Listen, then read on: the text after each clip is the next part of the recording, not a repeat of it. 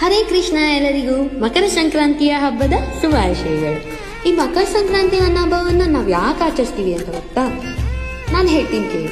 ಈ ದಿನ ಸೂರ್ಯ ಮಕರ ರಾಶಿಗೆ ಪ್ರವೇಶ ಮಾಡ್ತಾರೆ. ಸೂರ್ಯ ಪ್ರತಿ ತಿಂಗಳು ಒಂದೊಂದು ರಾಶಿಯಿಂದ ಇನ್ನೊಂದು ರಾಶಿಗೆ ಶಿಫ್ಟ್ ಆಗ್ತಿರ್ತಾರೆ. ಆದ್ರೆ ಮಕರ ರಾಶಿಗೆ ಬಂದಾಗ ಅವರು ಅವ್ರ ದಿಕ್ಕನ್ನೇ ಬದಲಾಯಿಸ್ಕೊಳ್ತಾರೆ. ಅಂದ್ರೆ ದಕ್ಷಿಣಾಯಣದಿಂದ ಉತ್ತರಾಯಣಕ್ಕೆ ಶಿಫ್ಟ್ ಆಗ್ತಾರೆ. ಇದನ್ನೇ ನಾವು ಉತ್ತರಾಯಣ ಅಂತ ಕರಿತೀವಿ. ಇದರಿಂದ ದಿನಗಳು ನಿಧಾನವಾಗಿ ಹೋಗುತ್ತವೆ.